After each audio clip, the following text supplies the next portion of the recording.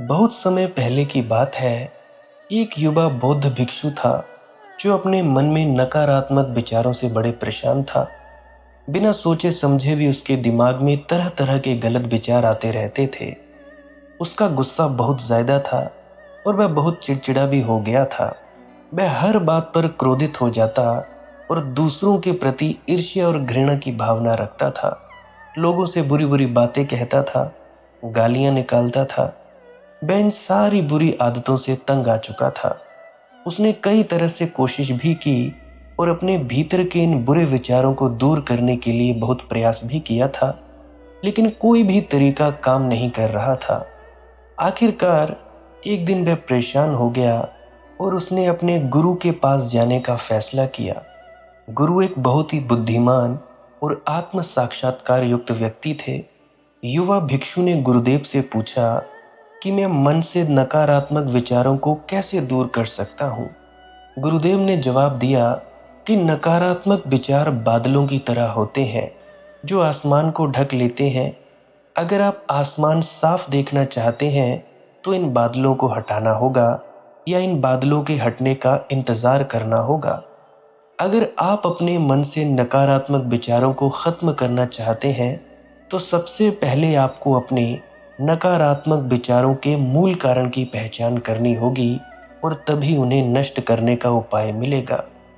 युवा भिक्षु को गुरु की ये बात ठीक से समझ में नहीं आई, इसीलिए उन्होंने गुरु से थोड़ा सा और विस्तार से समझाने का अनुरोध किया। तब गुरु अपने शिष्य को एक कहानी सुनाने लगे।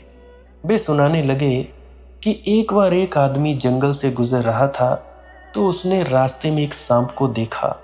सांप को देखते ही वह व्यक्ति डर गया और वहां से भागने लगा।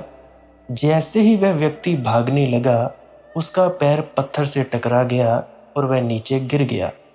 उसने खुद को बुरी तरह से घायल कर लिया था। जब वह उठा और पीछे मुड़कर देखा तो उसने पाया कि वह सांप नहीं था, बल्कि सांप के आकार की रस्सी पड़ी हुई थी। ये देखकर उस व्यक्ति को एहसास हुआ कि उसके नुकसान का कारण सांप नहीं, बल्कि उसका अपना खुद का ही डर और नकारात्मक विचार है, जिसकी वजह से वह घायल हो गया है।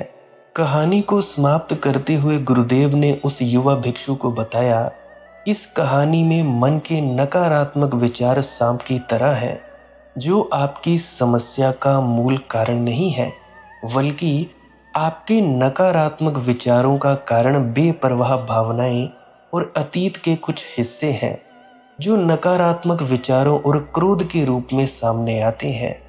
यही कारण है कि यदि आप अपने मन से नकारात्मक विचारों को दूर करना चाहते हैं, इसके मूल कारण की पहचान की जानी चाहिए और तभी इसे नष्ट किया जा सकता है। अब हम इस कहानी को अपने जीवन में कैसे लागू कर सकते हैं, यहाँ कुछ व्यवहारिक सुझाव दिए गए हैं। पहला है माइंडफुलनेस का अभ्यास करना। अपने विचारों और भावनाओं से अवगत रहें। देखें कि आपके अंदर क्या चल रहा है और आप अपने आसपास की घटनाओं को कैसे संसाधित करते हैं। अपने जिद्दी मन में उभरने वाले हर नकारात्मक विचार की जड़ का पता लगाने की कोशिश करें। दूसरा, अपने अतीत की बुरी यादों और घटनाओं को स्वीकार करें। अपने आप को और दूसरों को क्षमा करें। और तीसरी बात, कृतज्ञ होना। अपने जीवन के सकारात्मक पक्षों पर ध्यान जरूर दें और आपके पास जो कुछ भी है उसके लिए ब्रह्मांड को यानी परमात्मा को धन्यवाद अवश्य दें।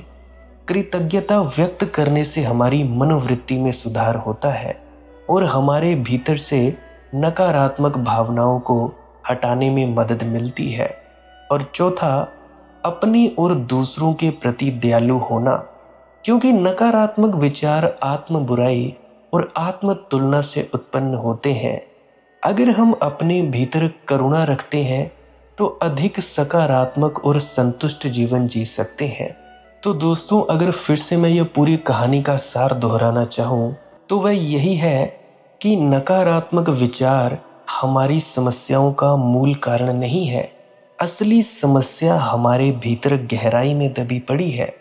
याद रखें, कहानी में सांप की तरह हमारे अधिकांश विचार सिर्फ एक भ्रम है जो हम अपने ही मन से बनाते हैं।